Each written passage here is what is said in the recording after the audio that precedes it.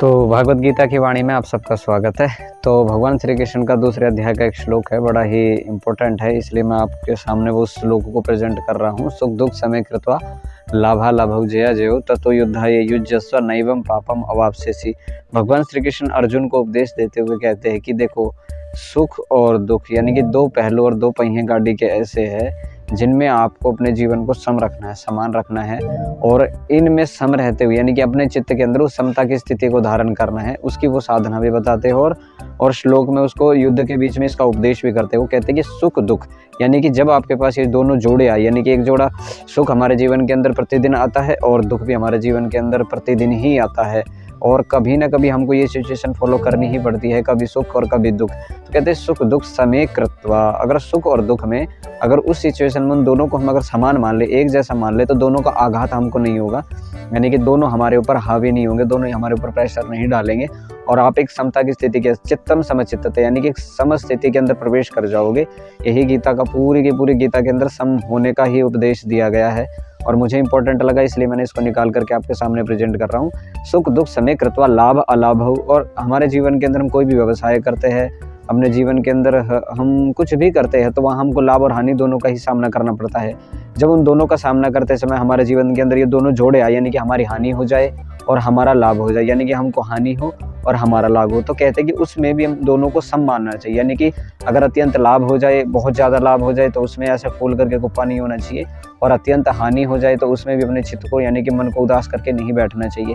ये दोनों ही स्थिति उन्होंने खराब बताई है, यानी कि दोनों ही स्थिति खराब तो नहीं, खैर इन दोनों को पराजित करने के लिए बोला, इन दोनों से अभिभूत न होकर के इन दोनों को आप पराजित कर दो। और ये जीवन के जोड़े ऐसे हैं जो अब नहीं तो कब आते ही रहेंगे, आते ही रहेंगे और जाते ही रहेंगे। सुख दुख समय कृत्वा लाभ अलाभौ जया जयो, और जय और पराजय, जब हम अपने जीवन के अंदर संघर्ष कर रहे होते हैं तो हमको जय और पराजय दोनों को ही सामना करना पड़ता है। कभी हमारी पराजय हो जाती है और कभी हमारी जय होती है, यानी कि विजय होती है। और विजय और पराजय दोनों ही ये दौड़े चलते रहते हैं, कभी हम हारते हैं और कभी हम जीतते हैं। लेकिन एक बात देखो, जीतने का तो सुख दुनिया ही मना लेती है कि भाई हम जीत गए। जो हारने का जो वो होता है ना, शौक होता है, उसमें भी अपने चित्त को सम रख करके और उस हार को स्वीकार करके अपने दैनिक नित्य कर्तव्य कर्म करते रहना ही गीता का एक उपदेश है। और ये बड़ा ही इंपॉर्टेंट भी हमारे जीवन के लिए, नहीं तो छोटी छोटी चीज़ें हमको अभिभूत करती रहती है, दुखी करती रहती है, परेशान करती रहती है, लेकिन इनसे परेशान न होकर के इनको पराजित करना ही गीता का बहुत बड़ा उपदेश है। और भगवान श्री कृष्ण अर्जुन को यह कि भाई आप युद्ध तो कर रहे हो, युद्ध के अंदर रथ में बैठे हो, बाण चला रहे हो, सब कुछ कर रहे हो, लेकिन वह उपदेश जो हम आपको दे रहे हैं इसमें अपने चित्त को साधो और सम अवस्था को धारण करो। जब तक आप अपने चित्त को सम अवस्था के अंदर नहीं लेकर के जाओगे, आप इन जोड़ों से कभी भी प्रभावित यानी कि परास्त नहीं कर पाओगे और इनसे प्रभावित नहीं हो पाओगे। बड़े ही इंपॉर्टेंट साधना है इन दोनों के अंदर रहने की। और एक योग दर्शन के अंदर स्थिरम सुखम आसनम, तो कहते हैं कि उस आसन के अंदर अगर आप 2 या 2.5-3 घंटे भी अगर उस आसन को आप सिद्ध कर लेते हो, किसी एक आसन को भी 2-3 घंटे के लिए, तो इन जोड़ों के ऊपर भी वैसे प्रभाव पड़ता है। मैं आपको दोनों ही चीज़ें बताने की कोशिश करूंगा। सुख दुख समय कृत्वा लाभा लाभौ जया जयो ततो युद्धाय युज्यस्व नैवं पापम अवाप्स्यसि। कहते हैं कि इन जोड़ों के अंदर ये जो सुख दुख, ये जो जीवन के अंदर आने वाली चीज़, अगर इनके अंदर हम अपने चित्त को सम रख करके अपना युद्ध करें, यानी कि युद्ध का मतलब वहाँ पर कोई हर समय लड़ाई झगड़े का नहीं होता, कर्तव्य कर्म जो हम अपने दैनिक जीवन में, अपने परिवार में, अपने समाज के अंदर जो जोड़े झेलते हैं ना, उस जोड़ों के अंदर मेरी बात को समझने की आपको थोड़ा सा प्रयास करना पड़ेगा। उन दोनों जोड़ों के अंदर अगर हम अपने मन को साध ले, यानी कि मन को स्थिर कर ले, वही बात कह रहे हैं कि अपने चित्त को उन्हीं द्वंद्वों के अंदर स्थिर करो, क्योंकि आगमा पाइनो नित्य, क्योंकि ये तो आने हैं और जाने हैं। लेकिन उस समय अपने चित्त को ऐसा मत करो कि वो आपके ऊपर इतना हावी हो जाए कि आप फिर निर्णय ही ना ले पाओ, कोई डिसीजन ही ना ले पाओ। बड़ा ही इंपॉर्टेंट ये बात है, इसलिए मुझे वीडियो बना करके शूट करने के लिए बता रहा हूँ। हमारा बड़ा ही फेवरेट वैसे भी श्लोक है, सुख दुख समय कृत्वा लाभा लाभौ जया जयो ततो युद्धाय युज्यस्व नैवं पापम अवाप्स्यसि। और फिर अंत में जाकर के ये कहते हैं कि जब इन स्थिति के अंदर वो अपने चित्त को ऐसा धारण कर लेता है, बना लेता है, तो कहते हैं कि ये जो जोड़े हैं ये उसको अभिभूत नहीं कर सकते, उसको दुखी नहीं कर सकते, और पापों के द्वारा उसको छोड़ दिया जाता है। उसको कोई पाप यानी कि कोई दुष्कर्म, कोई पाप, कोई अहित उसको छू भी नहीं सकता। पाप और पुण्य दोनों के वो चक्रव्यूह के अंदर से परास्त हो जाता है, यानी कि निकल जाता है, वहाँ से हट जाता है, और किसी दुष्टों के द्वारा परास्त नहीं किया जाता। मेरे कहने का यह भी अभिप्राय था।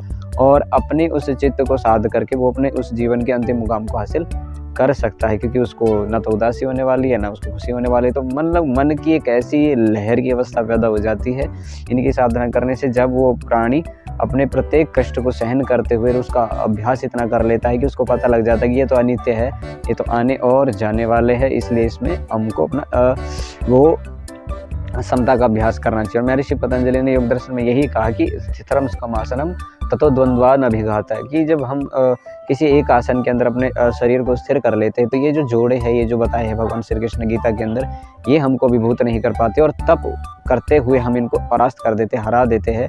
और लगभग 2.5-3 घंटे का किसी आसन को सिद्ध करने के पश्चात ना तो हमको सर्दी परेशान करती, ना हमको भूख परेशान करती, ना हमको प्यास परेशान करती, ना हमको लाभ, ना हमको हानि। हम एक ऐसी उस अवस्था के अंदर पहुंच जाते हैं जहां पहुंचना ही मनुष्य के जीवन का शायद अंतिम उद्देश्य हो सकता है।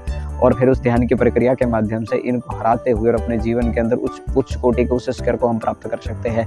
बड़ा ही सुंदर सा श्लोक था भागवत गीता का। अगर आपको जीवन के अंदर समय मिले तो श्रीमद् भागवत का आपको प्रवचन तो सुनना ही चाहिए, उसके मार्ग पर चलने का प्रयास करना चाहिए। आपको इस जो है ना, ये जो संसार है, ये बड़ा ही कष्टों से भरा हुआ है, दुखों से भरा हुआ है, परेशानियों से भरा हुआ है, तो इसके अंदर से हम निकल सकते हैं, बाहर हो भी सकते हैं। तो बेट छोटा सा ही एक प्रयास था, इसलिए हमने सोचा कि वीडियो बना करके आपके सामने प्रेजेंट करें। तो ये वाला श्लोक आप देखना, दूसरे अध्याय का सांख्य योग का शायद 37वां श्लोक है, और बड़ा ही अच्छा है, बड़ा ही इम्पोर्टेंट है और जीवन के अंदर काम आने वाला है। क्योंकि कभी भी कोई भी हमको कैसे भी छेड़ सकता है, दुखी कर सकता है, दुख दे सकता है। तो अपने चित्त को पहले से ही साध करके रखो। बुद्धिमान कौन? जो आग लगने से पहले कुआं खोद ले, वो बुद्धिमान है। इसलिए अपनी मनोस्थिति को उस समय के लिए घड़ लेना ही चाहिए, ताकि हम हमारे सामने वो सिचुएशन आए, उस समय हम इससे लड़ने के लिए तैयार बैठे रहे। यानी कि कोई ऐसा दुर्घटना, कोई घटना कोई ऐसी घट जाए ताकि आग लगे, तो हम अपना जो जीवन है उससे प्रभावित न होकर के अपने आप को वहाँ से हटाए और वहाँ से बचा करके और एक ऐसी सुखमय अवस्था के अंदर प्रवेश कर जाए जो हमको कभी भी अभिभूत न करने वाली जो अवस्था है। तो गीता ही बड़ा ही सुंदर शास्त्र है। 750 से ज़्यादा इसके अंदर श्लोक है और मनुष्य मात्र के कल्याण के लिए इसके अंदर बहुत सारे ऐसे श्लोक है, भक्ति भी है और कर्मयोग, ज्ञान योग, सांख्य योग का उनके अंदर बार बार वर्णन मिलता ही है। और एक ऐसे मनुष्य को वहाँ पर श्री कृष्ण ने खड़ा किया हुआ है जो समस्याओं से घिरा हुआ है, जो परेशानियों से घिरा हुआ है, जो दुखों से घिरा हुआ है। उसी के लिए ये है, जो अपने जीवन के अंदर समाधान चाहते हैं उन्हीं के लिए भागवत गीता, उन्हीं के लिए योग दर्शन है, उन्हीं के लिए हमारे शास्त्र है, उन्हीं के लिए वेद है, उन्हीं के लिए ऋषि है, उन्हीं के लिए हमारा ये जीवना वे हमारा जो अध्यात्म ज्ञान है, उन्हीं के लिए। जो इस संसार के अंदर सुख का अनुभव कर रहे हैं, जो किसी दूसरे को तुच्छ व्यक्ति के समान ही समझते और अपना आधिपत्य स्थापित करने में लगे हुए ना, तो सदा के लिए तो किसी के पास खैर नहीं रहता। लेकिन ये छोटी सी बात है, साधना करो, अपने मन को साधने का प्रयास करो और एक समय के बाद में आपका चित्त ऐसा हो जाएगा कि आपको इन चीज़ों का कोई प्रभाव नहीं पड़ेगा। तब अपने आप को बड़ा ही सुखी और शक्तिशाली आप अनुभव करोगे मानसिक रूप से। तो पसंद आए तो वीडियो को लाइक करें, सब्सक्राइब करना और मिलते हैं किसी अगले टॉपिक पर अगली वीडियो में। जब तक के लिए आपका बहुत बहुत धन्यवाद।